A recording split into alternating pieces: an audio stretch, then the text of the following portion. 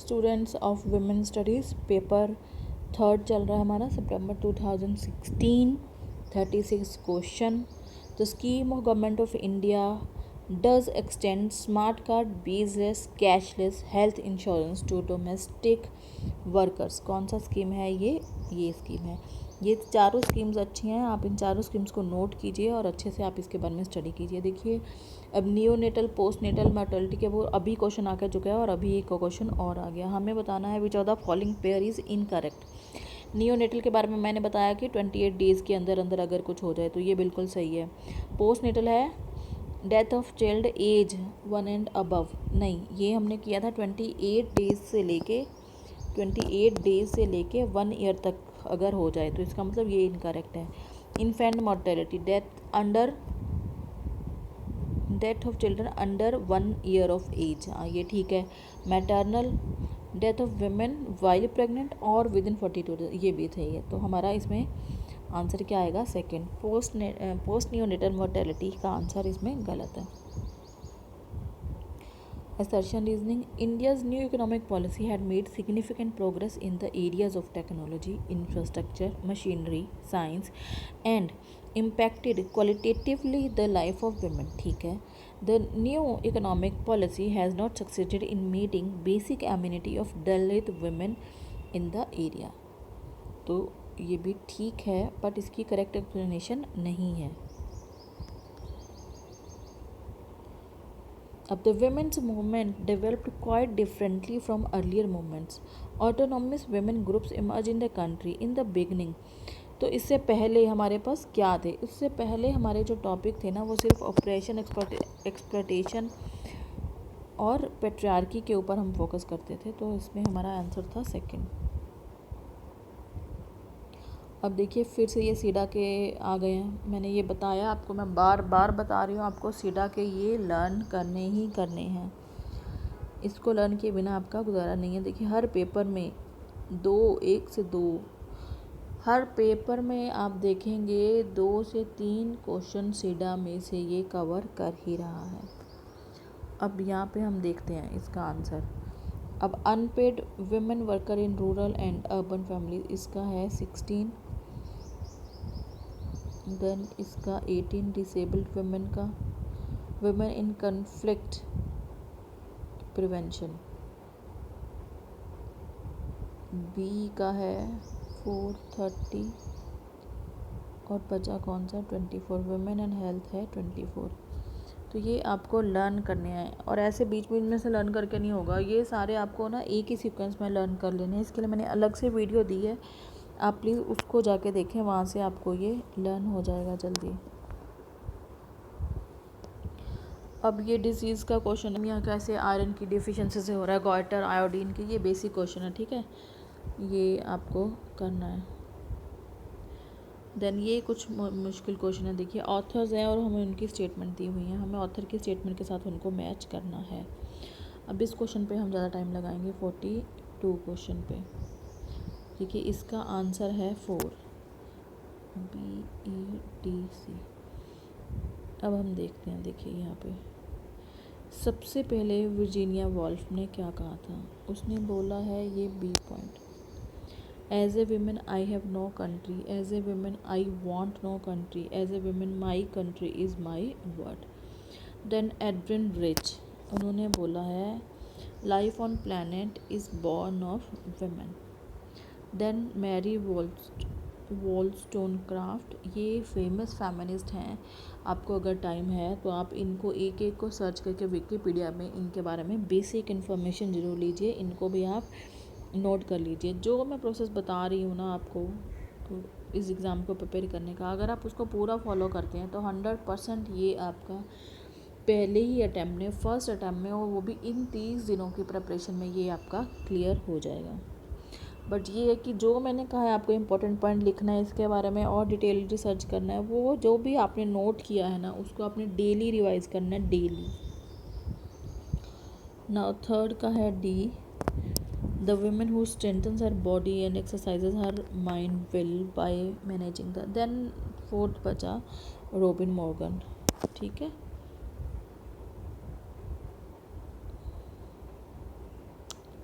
Okay, अब next question, ये writers हैं और हमें इनकी बुक्स बतानी है। 43rd क्वेश्चन,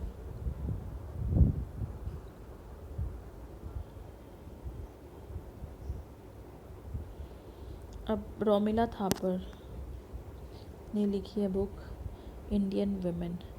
रितु मेनन, इन्होंने लिखी है making a difference. Samita Sen ने लिखी है टुवर्ड्स वंडर, और राधा कुमार ने लिखी है ये। तो इस हिसाब से आपका आंसर होता है सेकंड।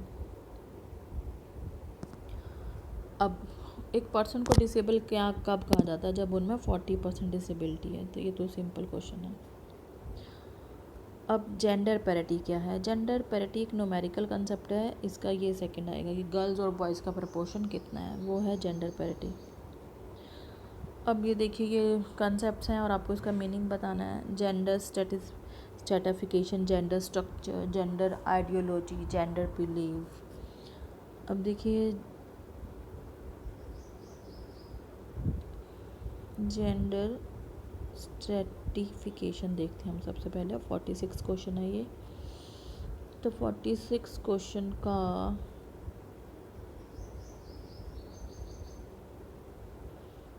आंसर है हमारा 3।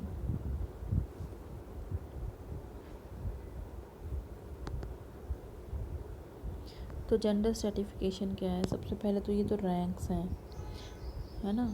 देन स्ट्रक्चर क्या कहते हैं? स्ट्रक्चर कहते हैं device work in home and economic production, legitimate those in authority. Then gender ideology, justification of gender particular दे रहा, ठीक है। और जेंडर बिलीव्स, ये। चलिए, अब next question, women are highly concentrated in low paying jobs. Low paying jobs में है वुमेन ज़्यादातर। इस कंसेप्ट को क्या कहते हैं? Institutional sexism. अब ये चेयरपर्सन है और ये कमेटीज़ हैं, हमें बताना है कि कौन किस कमेटी का चेयरपर्सन था। तो सबसे पहले जो हमारी फेमस कमेटी बनी थी, the committee on status of women in India. इसकी जो रिपोर्ट थी टुवर्ड्स इक्वलिटी, बहुत फेमस रिपोर्ट थी। उस रिपोर्ट के बाद वुमेन मूवमेंट और भी तेज़ हो गया था। तो इसमें सबसे पहले है फूल रेणु गुहा। फूल रेणु गुहा ये थी इनकी, ठीक है। अब तो डी ऑप्शन। अब हमारा ये क्वेश्चन नंबर है, ये क्वेश्चन नंबर है ये हमारा 48।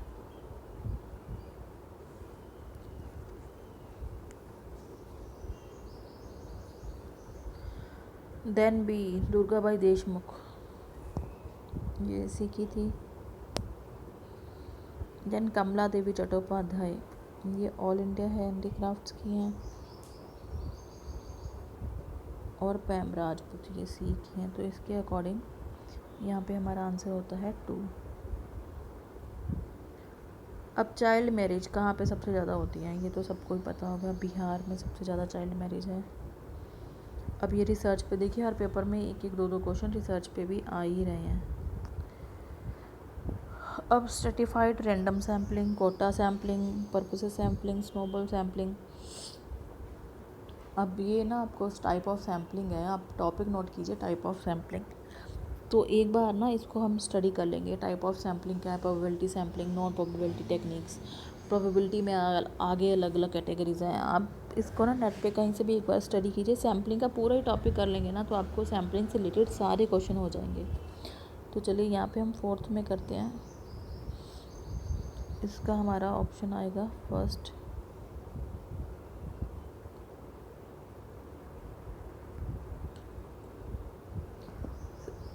तो ये है।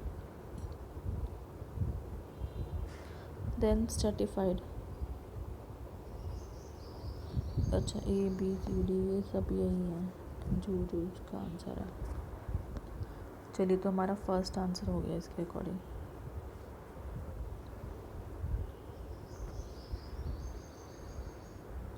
अब एक फेमस प्ले है जो एव एंस्टन ने किया था, उसके बारे में ये बात हो रही है। तो ये है वेजाइनल मोनोलॉग्स, बहुत फेमस प्ले था ये।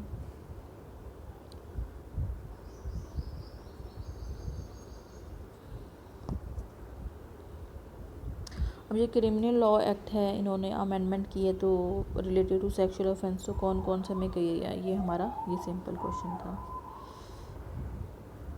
A with theoretical approach questions the very existence of identity categories, seeing them rather as a product। तो ये है क्वियर थ्योरी की बात हो रही है।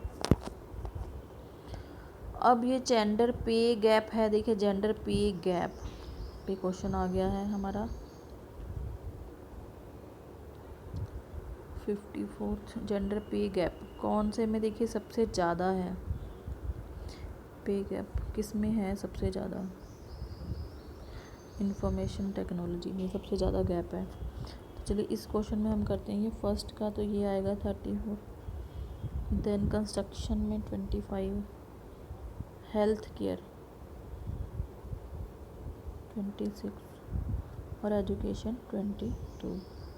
तो एक क्वेश्चन आपका इसमें भी बन सकता है कि जेंडर पे गैप कौन से फील्ड में सबसे ज़्यादा है, तो वो है आईसीटी फील्ड में सबसे ज़्यादा है जेंडर गैप।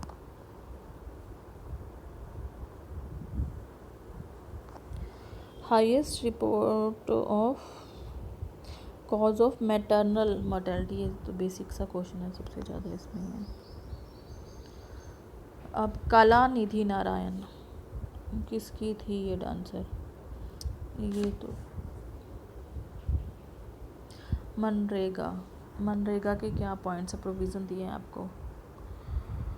मनरेगा में विमेन रेशो होनी चाहिए, 5 किलोमीटर के रेडियस में होना चाहिए, अपना वो कर सकते हैं, इक्वल वेजेस फॉर, ये सारे ही पॉइंट्स मेरा ख्याल मनरेगा में कवर हो जाएंगे। हाँ बिल्कुल 24। द अर्बन विमेन क्या क्वेश्चन है अब ये, largely urban working women juggle her responsibilities at work and home efficiently but end up falling prey to lifestyle, बिल्कुल सही है, और वो करना चाहती हैं। हाँ ठीक है, ये दोनों पॉइंट ठीक है हमारे, बिल्कुल सही है। अब देखिए ये एक बेसिक क्वेश्चन है, सोशल एक्सक्लूजन बताना है आपको क्या है। Some people are kept out और left out of society, some people are included on deeply unfavorable terms। तो ये इंक्लूजन तो है लेकिन अनफेवरेबल इंक्लूजन है ना, तो इसका फोर्थ का हम बी लगा सकते हैं।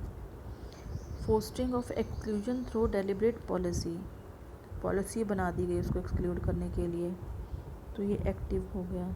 Denial of equal opportunities impose by certain group of society on others leading to inability to participate, तो ये अनफेवरेबल हो गया, ये फेवरेबल हो गया, तो ये हो गया 59 का आंसर 2। 60 किसने बोला थी, ये स्टेटमेंट्स देखिए दी हुई है, ये किसने बोला है, ये मेरी डेली ने बोला है ये। अब देखिए अब तक ये क्वेश्चन कितनी बार आ चुका, हमने इतने क्वेश्चन पेपर कर लिए और उसमें ये कितनी बार आ चुका क्वेश्चन 61 का।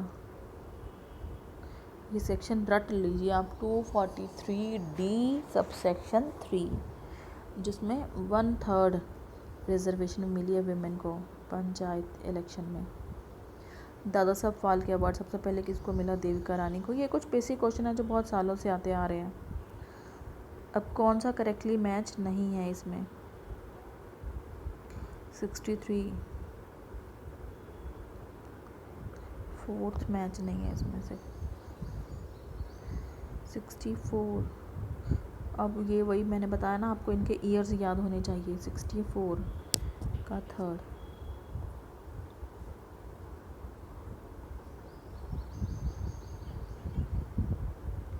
अब ये फिर से CSR पे क्वेश्चन आ गया है, CSR पे हम अभी भी क्वेश्चन करके चुके हैं।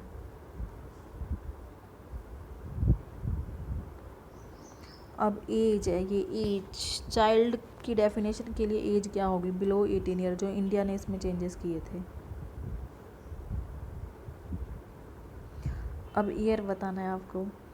पहले लिटरेसी रेट जो करते थे वो एज 5 साल के लिए करते थे, लेकिन अब वो एज 7 साल कर दी गई। तो कौन से ईयर में ये चेंजेस किया गया था, तो ये 1981 के सेंसस में ये चेंजेस हुए हैं। अब क्या बताना है, ये ऑटोनॉमस ऑर्गेनाइजेशंस हैं, कौन सी सोसाइटीज़ रजिस्ट्रेशन एक्ट के अंदर रजिस्टर्ड नहीं है। तो ये है, ये सारी फेमस हैं ऑटोनॉमस ऑर्गेनाइजेशंस, आप इनको नोट कीजिए और इसके बारे में आपको और डीप स्टडी करनी है। ऑटोनॉमस बॉडीज़, कौन सी बॉडी क्या काम करती है, ठीक है। और अगर आपको चाहिए कि इसके ऊपर हम एक अलग से वीडियोस लेके आएँ जितने भी ऑटोनॉमस ऑर्गेनाइजेशंस हैं, तो आप मुझे कमेंट बॉक्स में ज़रूर लिख के बताइए। जिस भी टॉपिक पे आपको वीडियो चाहिए आप मुझे कमेंट बॉक्स में लिख के बताइए, मैं उस पर कोशिश करूँगी कि आपके लिए वीडियो लेके आऊँ, ठीक है। तो फ़िलहाल आप ये सारे पॉइंट नोट कीजिए, ये ऑर्गेनाइजेशंस को नोट कीजिए और हमें फिर देखना है डिटेल में कि ये क्या हैं।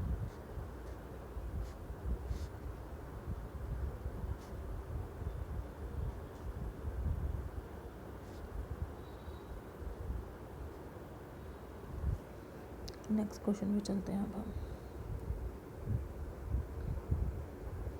तो ये बुक है, किसने लिखी है हमें, ये बुक के 2 ऑथर हैं। देखिए बुक और ऑथर सिंपली आपको याद करने पड़ेंगे।